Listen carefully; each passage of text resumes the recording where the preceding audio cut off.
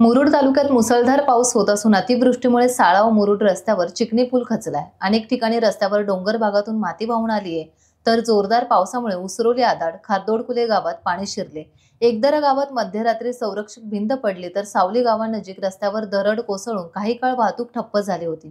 ग्रामस्थ साखर झोपेत असताना मुसळधार पावसामुळे पुराचे पाणी अचानक गावात शिरल्यामुळे साऱ्यांचीच तारांबळ उडाली। अतिवृष्टीमुळे चिकणी पुलाला भगदाड पडून झालेल्या नुकसानीची अलिबाग मुरुड मतदारसंघाचे आमदार महेंद्र शेठ दळवी यांनी आपल्या सहकाऱ्यांसमवेत भेट देऊन पाहणी केली आणि रात्रंदिवस जागून चिकणी पुलाचे काम पूर्ण करा असे आदेश सार्वजनिक बांधकाम विभागाच्या अधिकाऱ्यांना त्यांनी दिले। या भागामध्ये होते तिथे आपल्याला वाटतं असं कुठली उघडी 6 बोर्ड कुठली रे आता ते तसं नसेल ना, आपल्याला परमिशन घ्यायची गरज नाही आहे। दुसरीकडे ते करून टाका, रिस्क घेऊ नये। त्याच्या घरात पाणी गेलं, पाणी काय गेलं ते आधी सगळं होईल। अहो तुम्ही पुढचं सोडून तुम्हाला कुठे टेक्निकल अडचण येत नाही।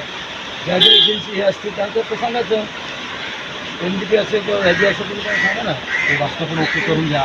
पाण्याने चिकार खराब ओपन तर दुसरं असेल मागच्या वेळेला मी स्वतः आलो तर तो रस्ता चित्राबादचा मी दाखवला तुम्हाला, तसंच काम झालं। लोक आम्हाला शेल ना थोडंसं बिल आला की नको मोऱ्यातला रस्ता पण तो जलवाचा पॉईंट निघून गेला व्हायच्या अगोदर। काय झालं, परवाच्या आढावा बैठकीमध्ये आम्ही होतो, CMDS रस्ते त्यांनी घेतलेत ना, मुख्यमंत्री सडक योजना वाट लावून टाकलेली आहे आणि ह्यात तुमचं पण लक्ष नाही, तुम्ही पण त्यावेळेला लक्ष द्यायला पाहिजे ना।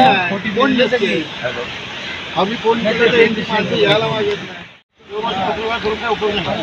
हा रस्ता पण याच्याकडे गेला ना, मध्ये गेलाय। सगळ्यात मोठं काम आहे त्या अलिबागमध्ये। आता आमची 3 कामं आहेत 427 कोटीची, हे टेंडर झाले ओपन देईल नाही, हे वेगळं आहे, हे हजारो कोटीचं असेल। टाइम्स डिजिटलला लाईक करा, सबस्क्राईब करा, शेअर करा आणि बेल आयकॉन दाबायला विसरू नका। पाहत रहा टाइम्स डिजिटल।